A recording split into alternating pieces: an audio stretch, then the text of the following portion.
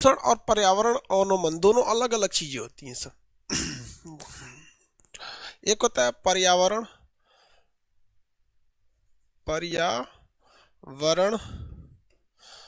प्रदूषण और एक होता है पर्यावरण अवनमन। पर्यावरण अवनमन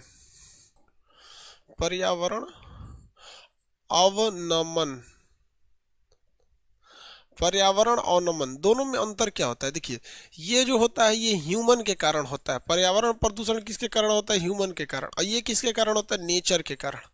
नेचर के कारण हो जाता है। इसका जो एरिया होता है बहुत कम होता है। एरिया जो होता है बहुत कम होता है और इसका जो एरिया होता है बहुत ज्यादा एरिया पे हो जाता है। एरिया बहुत ज्यादा हो जाता है। जैसे देखिए, दिल्ली में पर्यावरण प्रदूषण है, पर्यावरण अवनमन नहीं है। जब नेचुरल वजह से पर्यावरण को लॉस होता है, जैसे ज्वालामुखी आ जाए, सुनामी आ जाए, भूकंप आ जाए, तो वो एक नेचुरल डिजास्टर का रूप ले लेता है, तो उसे कहते हैं पर्यावरण प्रदूषण, इन्वायरमेंटल डिग्रेडेशन। अब पर्यावरण प्रदूषण जैसे मानव के कारण होता है, इसका एरिया छोटा होता है। अब जैसे देखिए ना, नेपाल में भूकंप आया था तो पूरा सोच रहे एरिया नेपाले हिला दिया था। लेकिन प्रदूषण देखेंगे तो दिवाली, आप अगर ध्यान से देखेंगे तो प्रदूषण ज्यादा दिल्ली में है। इसलिए आप देखे होंगे कि दिल्ली में ये भी कहा गया था कि आप पटाखे नहीं जला सकते।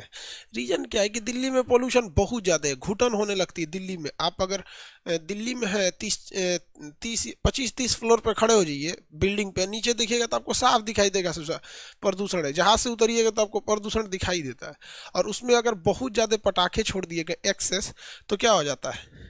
एक्सेस पटाखे छोड़ दिए जाने से पोल्यूशन थोड़ा और बढ़ जाता है। इसलिए आप देखे होंगे दिल्ली और मुंबई में कहा जाता है कि पटाखे न जलाएं। पंजाब में कहा जाता है पराली न जलाएं। बाकी सब जगहों के लिए गाइडलाइंस नहीं आते हैं क्योंकि बाकी ये जगह पर उतना प्रदूषण नहीं है। तो ये हो गया पर्यावरण प्रदूषण। अब ये जो पर्यावरण प्रदूषण होते हैं, जो ये पॉल्यूशन होते हैं, ये किसके द्वारा होते हैं? ये पॉल्यूटेंट द्वारा होते हैं। किसके द्वारा? पॉल्यूटेंट। पॉल्यूटेंट को बोलते हैं प्रदूषक। मतलब कौन ऐसा चीज है जो प्रदूषण फैला रहा है, उन्हें हम लोग कहते हैं पॉल्यूटेंट। ये दो तरह से होते हैं। एक होते हैं बायोडिग्रेडेबल, सूक्ष्म जीव अपघटनीय, डिग्रेडेबल,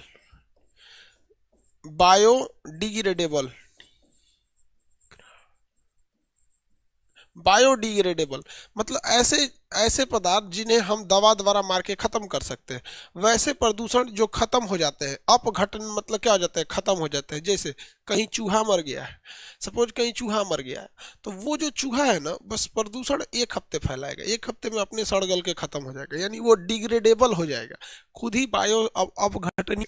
नाली जो होती गंदगी, नाली वाली गंदगी, उसमें भी जो प्रदूषण होता है बहुत खतरनाक नहीं होता है, कुछ समय के लिए होता है, लेकिन बहुत ज्यादा वो भी क्या नहीं होता है? खतरनाक नहीं होता है। बायोडिग्रेडेबल वाली चीजें, तो बायोडिग्रेडेबल से ज्यादा तकलीफ नहीं है। ज्यादा तकलीफ किससे है? अनअपघटनीय से। किससे है? अनअपघटनीय, अनअपघटनीय से। नॉन बायोडिग्रेडेबल,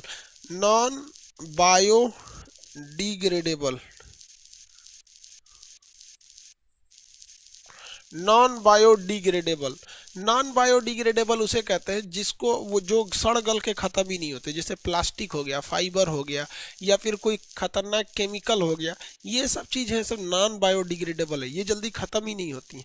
तो प्रदूषण जो होता है वो मेनली फैलता किसके वजह से है? पॉल्यूटेंट यानी प्रदूषक की वजह से। प्रदूषक को हम 2 श्रेणियों में बांट देते हैं। अब हम लोग प्रदूषण के प्रकार को पढ़ते हैं। किसे समझते हैं? प्रदूषण के प्रकार को। किसी को कोई दिक्कत है कि नहीं? बोलिए भाई।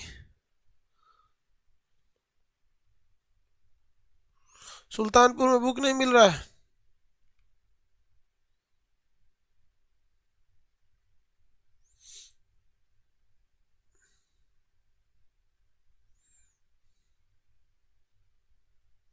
एस के राय सर, मेरा बर्थडे है भाई, हैप्पी बर्थडे, भगवान आपको खुश रखे, जल्दी जल्दी नौकरी दे, सब लोग को दे भाई।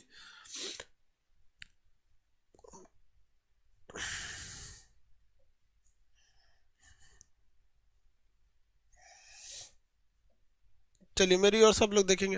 अब प्रदूषण के प्रकार देखते हैं। अब जैसे 1 नंबर समझ लेते हैं, रेडियो एक्टिव प्रदूषण। रेडियो एक्टिव प्रदूषण, ये रेडियो एक्टिव प्रदूषण किससे होता है भैया? ये बड़ी खतरनाक होते हैं। सबसे खतरनाक कौन सा होता है? रेडियो एक्टिविटी, खतरनाक प्रदूषण। इससे खतरनाक कोई प्रदूषण ही नहीं होता है। ये ससुरा जल, थल, वायु तीनों जगह इफेक्ट कर देते हैं, इसका कोई वो नहीं होता है। सबसे ज्यादा लॉन्ग टाइम तक यही होते हैं। इसकी टाइमिंग जो होती है ना 1000 वर्ष होती है। कितनी ईयर्स होते हैं? 1000 वर्ष तक एक बार मार दिए तो। इसका एग्जाम्पल सबसे जबरदस्त आपको मिलेगा कब? जापान एटम हमला, जापान परमाणु हमला, परमाणु बम, जो जापान पर परमाणु बम फेंका गया था। ये कब कब फेंका गया था भैया बताए हुए हैं। 6 अगस्त 1945, 9 अगस्त 1945। पहला का कोड नेम था लिटिल बॉय, दूसरा का नाम था फैट मैन। पहला यूरेनियम का था, दूसरा पोलोनियम का था।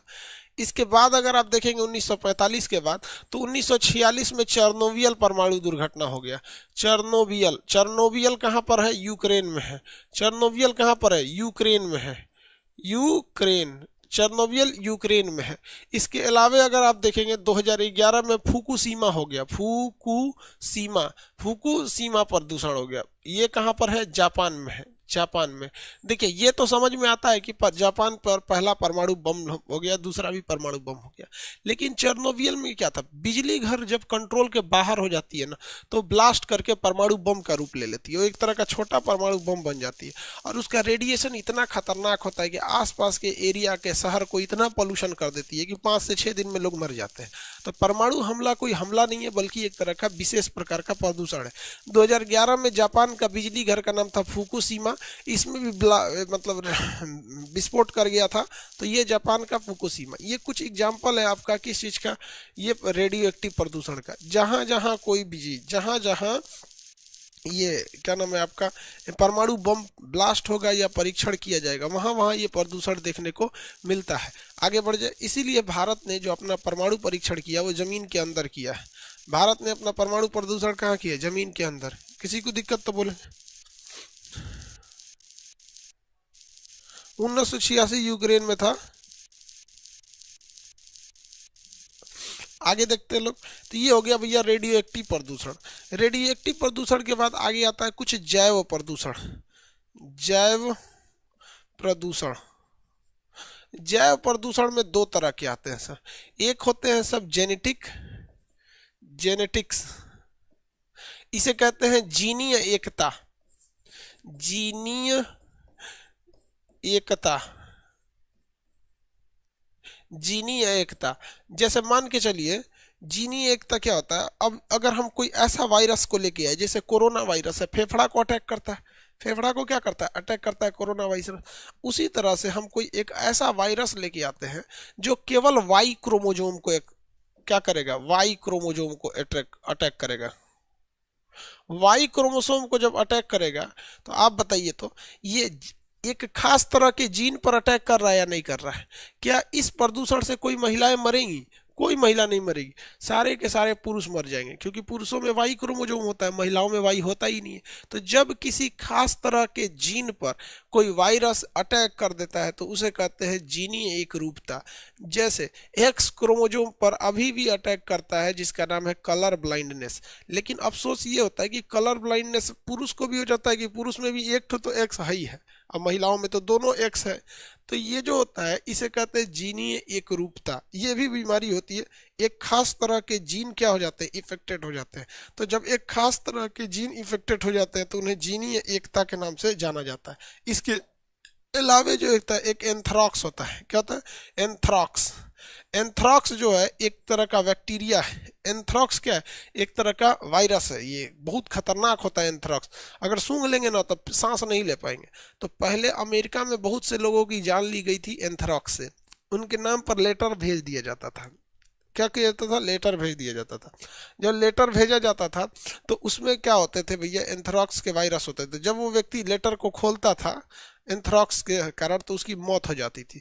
तो ये जो था, ये आतंकवादी इसका मिसयूज करने लगे थे जैव प्रदूषण का।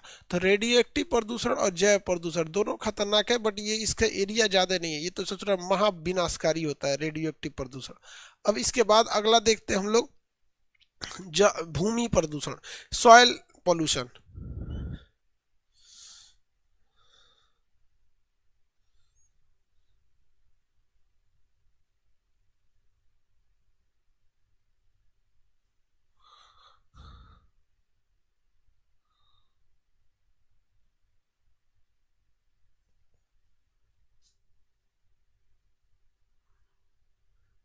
किसी को कोई दिक्कत?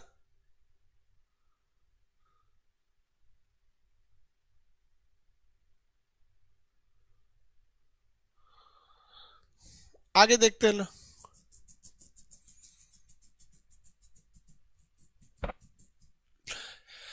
3 नंबर देखते हैं, मृदा प्रदूषण, सॉइल पोल्यूशन। मृदा प्रदूषण, मृदा मतलब मृदा प्रदूषण या सॉइल पोल्यूशन। मृदा प्रदूषण का मेन कारण जो होता है ना, मिट्टी के मेन कारण क्या होता है? खेती। मृदा प्रदूषण मेन कारण क्या होता है? खेती। आप खेती में उर्वरक, उर्वरक अगर आप किसी खेत में बहुत ज्यादा उर्वरक डाल देंगे ना, खेती में बहुत ज्यादा केमिकल, यूरिया, पोटास, डीडीटी मार छिड़क मारेंगे तो क्या हो जाएगा? ये वहां की जमीन क्या हो जाएगी? मतलब प्रदूषित हो जाती है। और जब आप ज्यादा खेती में ये डाल देते हैं तो उसे कल्लर कहते हैं। क्या कहते हैं? कल्लर। या इसी को कहते हैं रेह। क्या कहेंगे? रेह। जब कभी भी खेतों में बहुत ही ज्यादा यूरिया, पोटास, डीडीटी सबको डाल दिया जाता है तो वह जमीन अनउपजाऊ होने लगती है, जिसे रेह या कल्लर कहते हैं। रेह या कल्लर कहते हैं। इसके अलावे एक और चीज होता है जिसको कहते हैं अपर्दन। अपर्दन, अपर्दन को कहते हैं इरोशन, इरोजन, इरोजन कहते हैं। जब कभी भी नदियां जो होती हैं, नदियां जो होती है मिट्टी को काट के ऊबड़ खाबड़ बना देती हैं, तो इसे हम लोग इरोजन कहते हैं। इस इरोजन के कारण क्या बन जाते हैं भैया? बड़े बड़े गड्ढे बन जाते हैं, जिन्हें रीउन या बीहड़ कहते हैं। रीउन या बीहड़ कहते हैं। बीहड़, रीउन या बीहड़ कहा जाता है। जैसे आप विशाल नदियों के किनारे तट पे देखिएगा, ससुरा नदी वहां है, उससे पहले कितनी जमीन को बर्बाद की रहती है नदियां, जिसका कोई हद नहीं होता। नदियां ऐसी नहीं है कि जितनी दूर में बहती है उतनी ही जमीन को बर्बाद करती है, अगल बगल के जमीन को भी क्या करती है? काट कूट के बर्बाद कर देती है। एक बार बाढ़ आएगा ना, बहुत बड़ा बड़ा जमीन को खोद खाद के अपने में भसा लेती है सर। तो ये दो प्रदूषण नदियों में ज्यादा होता है। बीहड़ का निर्माण क्या होता है भैया? नदियां कर देती हैं बीहड़। बीहड़ में खेती नहीं कर सकते आप, बीहड़ में कभी भी आप लोग से खेती नहीं हो सकता है। सबसे भयानक बीहड़ कहाँ है? कितने लोग बता सकते हैं भारत का सबसे बड़ा बीहड़ कहाँ है? कौन सी नदी ने बनाया है? बीहड़ का नाम नदी और बीहड़ का नाम दोनों सेम है। सबसे बड़ा बीहड़ कौशल कुमार, चंबल का बीहड़। वेरी गुड, चंबल का बीहड़ मध्य प्रदेश में है। चंबल का बीहड़ है, बहुत खतरनाक है भैया चंबल का बीहड़। इसमें डाकू रहता है। तो जो इतना ना गड्ढा कर दिया बड़ा बड़ा, उसके बीच में डाकू रहेगा, उबड़ खाबड़ आकृति है, कभी इधर से उधर निकल जाते हैं ऐसे चंबल के बीहड़ों में। तो ये बीहड़ हो गए सब। ये कौन सा प्रदूषण हो गया? मृदा प्रदूषण हो गया। कौन सा प्रदूषण? मृदा प्रदूषण। लेकिन इस मृदा प्रदूषण के कारण एक और दिक्कत, समस्या आ जाती है। दिक्कत ये आ जाती है बाबू कि ये मृदा प्रदूषण जो होते हैं, इसके जितने भी आपने खेत में ये सारी उर्वरक को डाला है, बरसात के बाद ये पानी में जब पानी इसमें खेतों में बाढ़ आता है, नदियों में जब बाढ़ आएगा या बहुत ज़्यादा बरसात होगा तो नदियों में खेतों में से जो यूरिया, पोटास ये सब है, ये बहकर अपने करीबी किसी नाले के होते हुए वो नदियों में जाकर मिल जाता है, और इस वजह से नदियाँ भी प्रदूषित हो जाती हैं। तो भाई साहब, आप खेत में जब डालेंगे यूरिया, पोटास, तो उतना ही डालिए जितना उसमें डालने की जरूरत है, अदरवाइज ज्यादा डाल देंगे तो ज्यादा दिक्कत हो जाएगा। प्रदूषण कितना समझ में आ गया आप लोग को? 3 प्रदूषण। चेरनोबियल कहाँ है भैया बताइए तो? चेरनोबियल कहाँ है?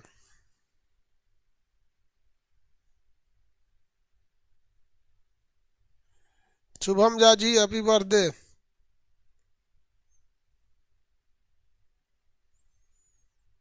यूक्रेन में, वेरी गुड। यूक्रेन में, याद रखिएगा ये सब तो छोटा छोटा चीज। अब हम लोग देखते हैं कौन सा प्रदूषण भैया? वाटर पोल्यूशन, जल प्रदूषण। चौथा जो है जल प्रदूषण, जल प्रदूषण, वाटर पोल्यूशन। कौन सा पोल्यूशन? वाटर पोल्यूशन, जल प्रदूषण। तो भाई साहब, जल प्रदूषण को किससे दिखाया जाता है? तो इसको जब दिखाने, इसका जो संकेत होता है, क्या होता है? संकेत, दिखाने का तरीका होता है, उसे कहते हैं बायोकेमिकल ऑक्सीजन डिमांड। क्या कहते हैं? Biochemical oxygen demand, BOD. BOD, biochemical oxygen demand, इसी को हम लोग क्या कहते हैं, ये जल प्रदूषण को दिखाता है। अगर कह देगा कि BOD क्या दिखाता है, demand of oxygen, biochemical oxygen demand, ये ऑक्सीजन की डिमांड को दर्शाता है। अगर डिमांड ज्यादा है तो प्रदूषण भी क्या हो जाएगा, ज्यादा हो जाएगा। अगर किसी तालाब में ऑक्सीजन का डिमांड ज्यादा है तो समझ जाइएगा उस तालाब में प्रदूषण ज्यादा है। रीजन क्या है कि ऑक्सीजन को मांग कौन रहा है, उसके अंदर बैक्टीरिया वायरस होंगे, सब वही सब मांग रहा है सर। तो इसको संकेत किससे दिखाते हैं, बायोकेमिकल ऑक्सीजन डिमांड से दिखाते हैं। इसका अर्थ क्या होता है भैया, प्रदूषण। अगर भी बायोकेमिकल डिमांड ज्यादा है तो प्रदूषण भी ज्यादा है, बायोकेमिकल डिमांड कम है तो प्रदूषण भी क्या हो जाएगा, कम हो जाएगा। अगर कह देगा BOD 5, तो BOD यानी बायोकेमिकल ऑक्सीजन डिमांड के आगे जो अक्षर लिखा रहता है वो दिन को दर्शाता है। BOD 5 मतलब 5 दिनों के लिए उसे ऑक्सीजन की जरूरत है, BOD 10 मतलब 10 दिन के लिए, BOD 20 मतलब 20 दिन के लिए है। तो ये ऑक्सीजन, ये क्या होता है, संकेत होता है जल प्रदूषण का। जल प्रदूषण में कभी कभी क्या होता है, फास्फोरस की अधिकता हो जाती है ना, तो अपने से उसमें कुछ पेड़ पौधे जम जाते हैं, जैसे जलकुंभी वगैरह जम जाता है। तो जलकुंभी वगैरह के जम जाने से उसे हम लोग सुपोष के नाम से जानते हैं। जल प्रदूषण में मेनली जो क्वेश्चन पूछता है वो आपका अलग अलग चीजों से पूछेगा भैया। जल प्रदूषण में जैसे देखिए, कहेगा कि अगर जल में पारा रहेगा तब क्या होगा, जल में अगर आर्सेनिक रह गया तब क्या होगा, जल में पारा के अलावा आर्सेनिक से क्या हो जाता है, जल में अगर लोहा हो गया तब क्या होगा, लोहा प्रदूषण से क्या होता है, कैडमियम से क्या होता है, कैडमियम से क्या होगा, नाइट्रेट से क्या होता है, नाइट्रेट से क्या हो जाता है, कॉपर से क्या होता है, कॉपर से क्या होता है, सबसे अलग अलग पूछता है। तो अगर पारा की अधिकता रहती है तो मिनी माता नामक रोग होता है, मिनी माता नामक रोग होता है। इसकी शुरुआत कहाँ से हुई थी, जापान से हुई थी, जापान से। अगर आपके पानी में पारा रहेगा ना तो आपका को मिनी माता नामक रोग हो जाएगा और सारी हड्डियां वगैरह टाइट हो जाएंगी, मृत्यु हो जाएगी, एकदम टाइट होकर इसे मर जाएंगे। तो ये मिनी माता नामक रोग किससे होता है, पारा प्रदूषण से होता है। किससे होता है, पारा प्रदूषण से। आर्सेनिक से क्या होता है भैया, व्हाइट फूट जो होता है ना, पैरों में ना क्या होने लगते हैं, खुजली होने लगता है। व्हाइट फूट पैरों में क्या होने लगता है, खुजली होने लगता है। तो हमारे अगल बगल में जितने भारत के जितने जगह हैं जो नदियों के किनारे कहीं ना कहीं है, वहाँ के पानी में आर्सेनिक की मात्रा बहुत ज़्यादा होता है। तो अगर आप उन पानियों में गाँव वगैरह या बरसात के पानी में अगर भीगिएगा तो आपका पैर में पानी लगेगा, पानी तो सूख के चला जाएगा लेकिन उस पर क्या छाप देगा, आर्सेनिक। उस पर क्या छाप देगा भाई, आर्सेनिक छाप देगा। और जब कभी आर्सेनिक छाप दिया, बहुत ज्यादा जरूरत से ज्यादा आर्सेनिक अगर छाप दिया तो आप समझ जाएंगे आपको क्या हो जाएगा, खुजली हो जाएगा, व्हाइट फूट हो जाएगा। खुजली यानी क्या हो जाएगा, व्हाइट फूट हो जाएगा। और ये व्हाइट फूट से बचने के लिए क्या किया जाता है, महिलाएं अपना पैर रंग लेती हैं। देखते हैं दुल्हन सबको क्या करा जाता है, पैरवा रंग दिया जाता है, तो खुश होती है, लगता है कि हम सुंदर दिख रहे हैं। बउआ सुंदर के लिए नहीं दिख रहे हैं, तो उसको दिन भर बैल के जैसा खटवाना है। पैरवा में दिक्कत हो जाएगा तो खटेगा कौन, इसलिए लाल रंग से रंग दो कि उस रंगवे के ऊपर आर्सेनिक की परत चढ़ जाएगी, रंग उतरेगा, आर्सेनिक उतर जाएगा, नहीं तो उसको खजुआट हो जाएगा। महिलाओं को बस एक बहाना चाहिए, तनी सा कुछ हो गया, अरे बाप रे बाप, काम ना करेंगे, डॉक्टर के पास ले चले। समझ गए, देखे डॉक्टर के पास देखे तुरंत भागो। अगर महिलाएं ना हो तो 80% डॉक्टर बेरोजगार हो जाएगा।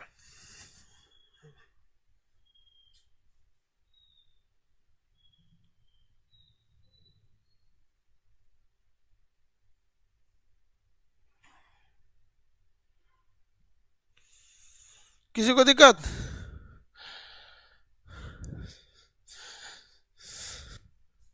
आगे बढ़ जाए।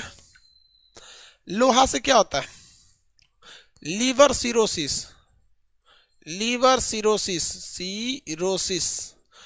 से लीवर सिरोसिस नामक बीमारी हो जाती है। लोहा से क्या होता है, लीवर सिरोसिस नामक, कि अगर आप पेट्रोल में क्या कर देंगे, शीशा मिला देंगे तो ये काम करना छोड़ देगा। तो पेट्रोल में शीशा दो वजह से नहीं मिलाया जाता है। अगर एक टेट्राइथाइल लेड मिलाएंगे तो एक तो फायदा है, इंजन में नॉकिंग खटखटाहट नहीं होगी।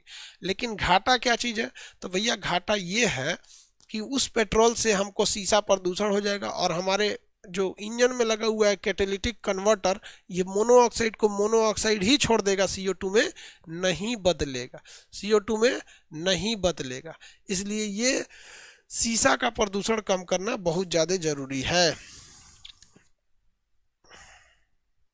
किसी को दिक्कत है तो बोलिए।